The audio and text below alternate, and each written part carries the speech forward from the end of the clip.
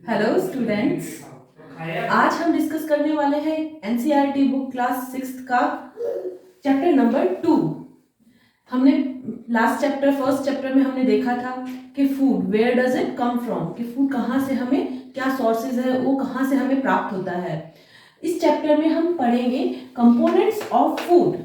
Food किन किन component से बना हुआ है, फूड के कंपोनेंट क्या है, और हम जो भी फूड खाते हैं एक्चुअल में उसके अंदर क्या है वो हम इस चैप्टर में आगे रीड करेंगे। तो let's begin very first paragraph of this chapter. We eat different type of vegetable, fruits and cereals and pulses.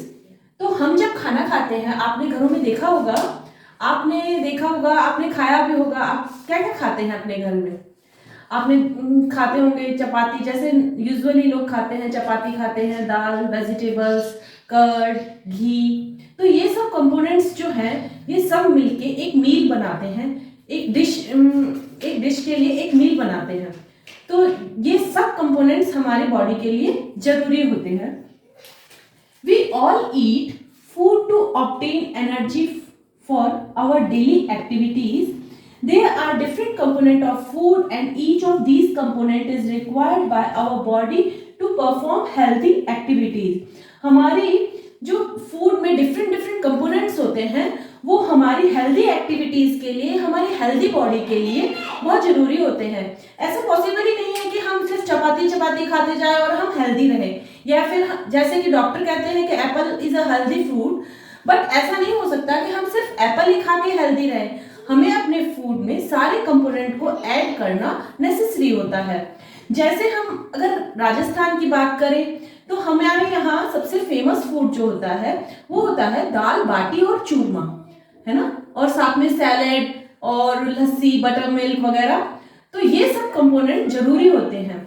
तो जब भी हम कोई डिश खाते हैं या जब भी हम कोई मील लेते हैं उसमें एटलीस्ट वन आइटम तो ऐसा होता है जो सिर्फ और सिर्फ ग्रेन से बना होता है। ग्रेन यानी व्हीट, राइस, मिलेट, ये सब ग्रेन होते हैं, कॉर्न, ये सब ग्रेन्स हैं।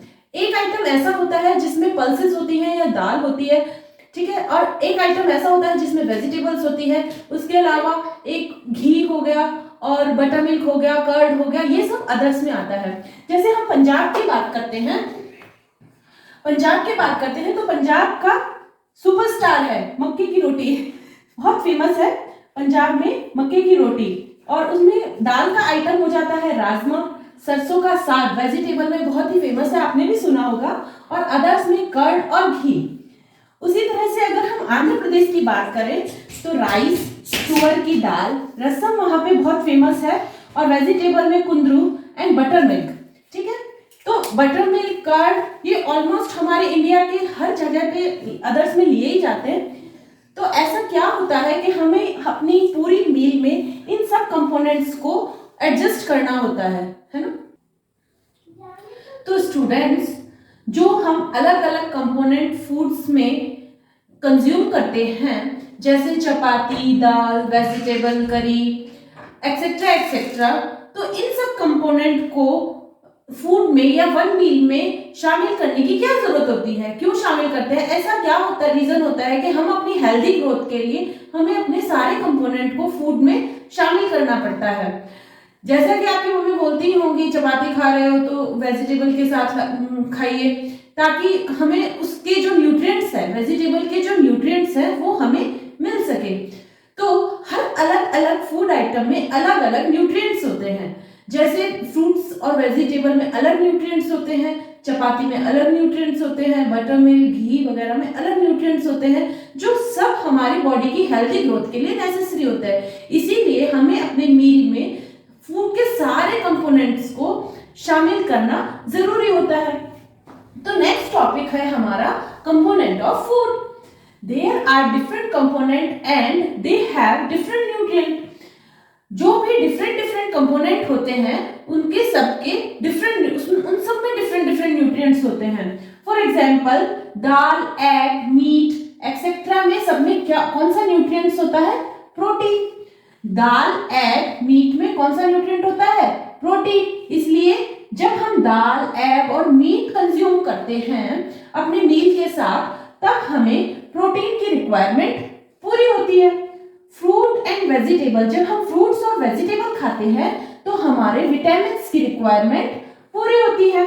उसी तरह जब हम सेरेल्स, पल्सेस, ओट या यहाँ पे वीट भी, हम सेरेल्स में हम वीट भी ऐड कर सकते हैं, जब हम ये सब खाते हैं तो हमारे कार्बोहाइड्रेट की रिक्वायरमेंट पूरी होती है। सेरेल्स में राइस, वीट और ये सब चीजें आ जाती है।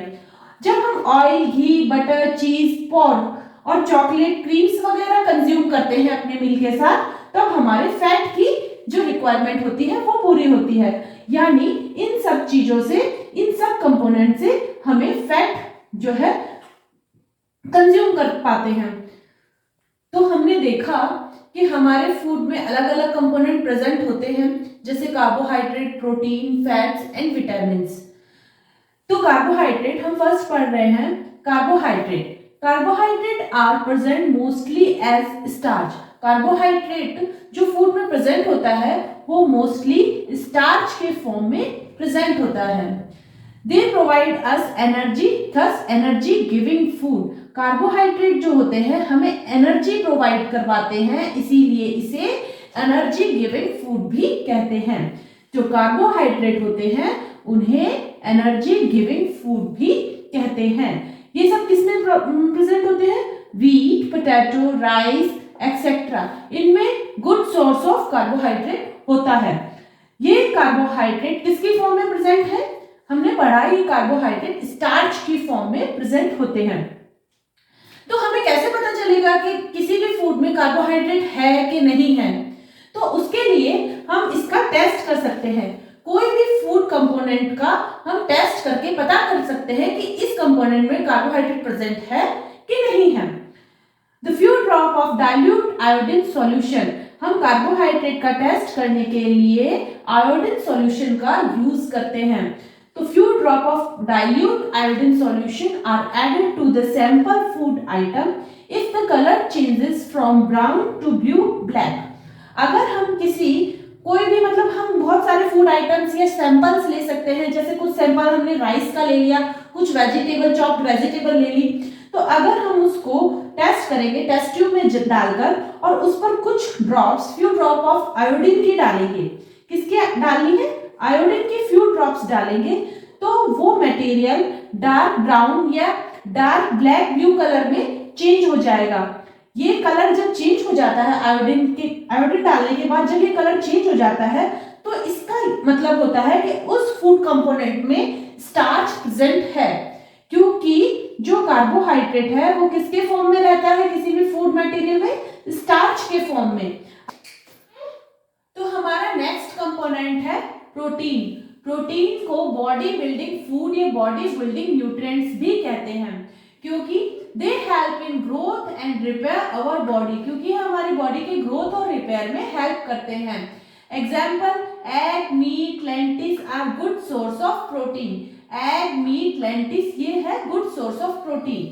ठीक है, अगर हमें पता करना हो कि कौन से कंपोनेंट में प्रोटीन प्रेजेंट है या नहीं है, तो उसके लिए एक टेस्ट भी गिवन होता है। तो टेस्ट ट्यूब में जब हम कोई भी सैंपल लेंगे, कोई भी फूड सैंपल लेके हम टेस्ट कर सकते हैं। उसके अंदर 2 drops of copper sulphate and 10 drops of caustic soda जब हम ऐड करते हैं तो उसके अंदर जो भी हमने कंपोनेंट लिया है या सैंपल लिया है उसका कलर चेंज होकर पर्पल हो जाता है।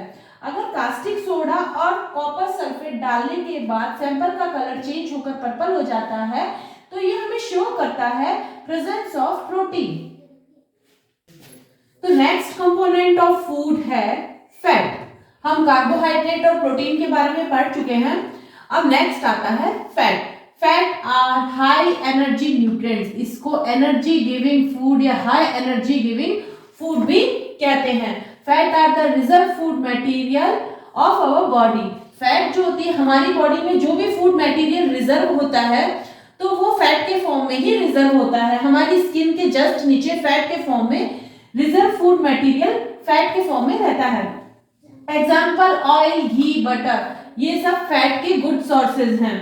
अगर हमें फैट के लिए कोई टेस्ट करना हो कि इसमें फैट प्रेजेंट है या नहीं, तो हम पेपर टेस्ट करते हैं। बहुत ही सिंपल सा टेस्ट है, इसके लिए कोई टेस्ट ट्यूब वगैरह की जरूरत भी नहीं पड़ेगी।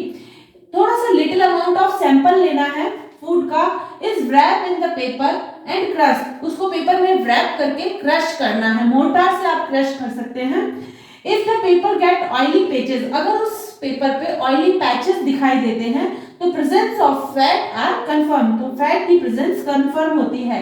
आप ये टेस्ट किसी भी ग्राउंडनट सीड के साथ कर सकते हैं या आप मस्टर्ड सीड के साथ भी ये टेस्ट कर सकते हैं। अगर आप उसको ग्राउंडनट सीड या मस्टर्ड सीड को पेपर पे लेके क्रश करने की कोशिश करेंगे तो पेपर पे कुछ ऑयल पैचेस आ जाएंगे जो हमें बताता है कि उसके अंदर फैट कंटेंट प्रेजेंट है। तो स्टूडेंट नेक्स्ट हम पढ़ेंगे बैलेंस डाइट। हमने अभी पढ़ा हमारे फूड में कौन कौन से कंपोनेंट होते हैं, कार्बोहाइड्रेट, प्रोटीन और फैट, उसके अलावा भी फाइबर और वाटर भी हमारे फूड में प्रेजेंट होते हैं। तो बैलेंस डाइट क्या होता है? A balance diet is a diet that has all necessary nutrient in the amount of that needed are normal body function. एक बैलेंस डाइट वो डाइट होती है जिसमें all the necessary nutrients present हो और वो भी एक एप्रोप्रिएट अमाउंट में, जितनी हमारी बॉडी को जरूरत है उतने अमाउंट में ऑल बॉडी न्यूट्रिएंट्स या ऑल नेसेसरी न्यूट्रिएंट्स जो है प्रेजेंट हो, ताकि हमारी बॉडी जो है नॉर्मल व हेल्दी वे से वर्क या फंक्शन कर सके। अगर हम बैलेंस डाइट फॉलो नहीं करते हैं या किसी भी कंपोनेंट की या किसी भी चीज की हमारे बॉडी में डेफिशिएंसी हो जाती है तो उससे हमें बहुत सारी डिजीजों को देखना पड़ सकता है। डेफिशिएंसी डिजीज इसे कहते हैं, डेफिशिएंसी डिजीज, किसी भी चीज की डेफिशिएंसी से या कमी से होने वाली डिजीज को कहते हैं deficiency disease. Deficiency disease are the cause by the lack of certain nutrient. जैसे किसी में विटामिन की कमी हो गई, कोई भी विटामिन की कमी से उसके लिए एक स्पेसिफिक डिजीज हो सकती है, या किसी में प्रोटीन की कमी है तो उसके लिए उसको एक स्पेसिफिक डिजीज हो सकती है। वैसे ही these disease can be treated the properly balanced diet, और ये डिजीज को ठीक करने के लिए या इनको ट्रीट करने के लिए एक प्रॉपर बैलेंस डाइट की रिक्वायरमेंट होती है।